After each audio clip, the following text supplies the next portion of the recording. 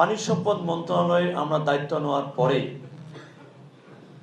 আমাদের কাছে চ্যালেঞ্জ হয়ে দাঁড়িয়েছিল 4টি।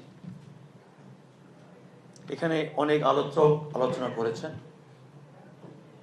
সেটা হচ্ছে ফারাক্কা চুক্তি, পদ্মা ব্যারেজ, তিস্তা পরিকল্পনা এবং মাননীয় প্রধানমন্ত্রীর নির্বাচনী ইশতেহারে 20,000 কিলোমিটার নদী খাল জলাশয় খনন, পুনঃখনন, পুনরুদ্ধার। আজকে এখানে অনেক আলোচক আলোচনা করেছেন, বিভিন্ন মতামত দিয়েছেন। একটা জিনিস দেখবেন, শহীদ প্রেসিডেন্ট জিয়া রহমানের সন্তান, খালেদা জিয়ার সন্তান কি দূরদর্শী নিয়ে চিন্তা করেন। আমার ফারাক্কা চুক্তি আলোচনা হবে, সমাধান হবে, কোথায় যাবে আমরা জানি না। আমরা পদ্মা ব্যারেজ নিয়ে পরিকল্পনা করেছি। গত 13 মে একদিকে আমরা প্রায় 34,000 কোটি টাকা অনুমোদন দিয়েছি। 7 বছরের মধ্যে এটা আমরা বাস্তবায়ন করব।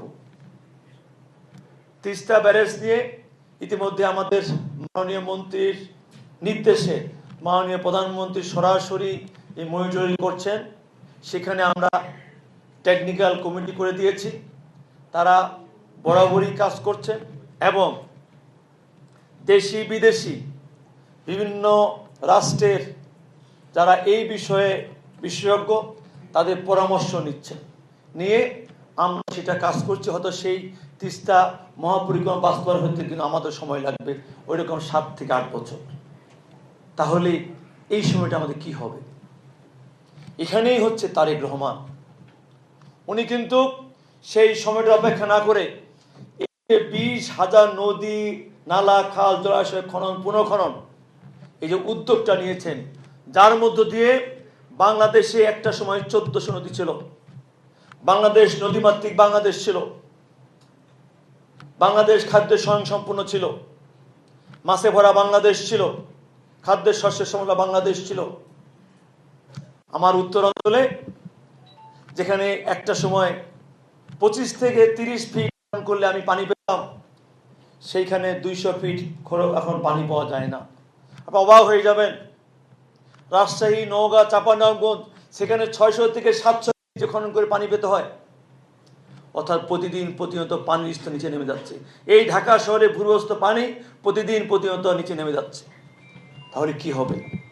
এই জন্য মাননীয় প্রধানমন্ত্রী উদ্যোগ নিয়েছেন, আমি 20,000 নদী খাল জলাশয় খনন পূরণ করব, আমি পানিকে সংরক্ষণ করব, এই সংরক্ষণ করে পানির স্তরকে আমি ধরে রাখবো এবং এই খাদ্যের সংশোধন বাংলাদেশ আবার খাদ্যের সংশোধন নিয়ে আসবো, বাংলাদেশের স্বনির্ভর বাংলাদেশ করব এবং ওই কারো অপেক্ষা না করে আমি নিজের শক্তিতে, নিজের মেধা, নিজের বুদ্ধিতে আমি আগামী দিনে বাংলাদেশকে সুপ্রতিষ্ঠিত করে স্বনির্ভর বাংলাদেশ করে তুলব।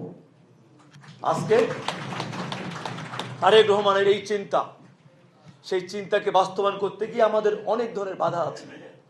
আমাদের টেকনিক্যাল কমিটি কাজ করছেন, আপনারা এখন কথা বলতেই পারেন। আমাদের আগামী 11ই ডিসেম্বর আমাদের ফারাক্কা চুক্তি শেষ হবে।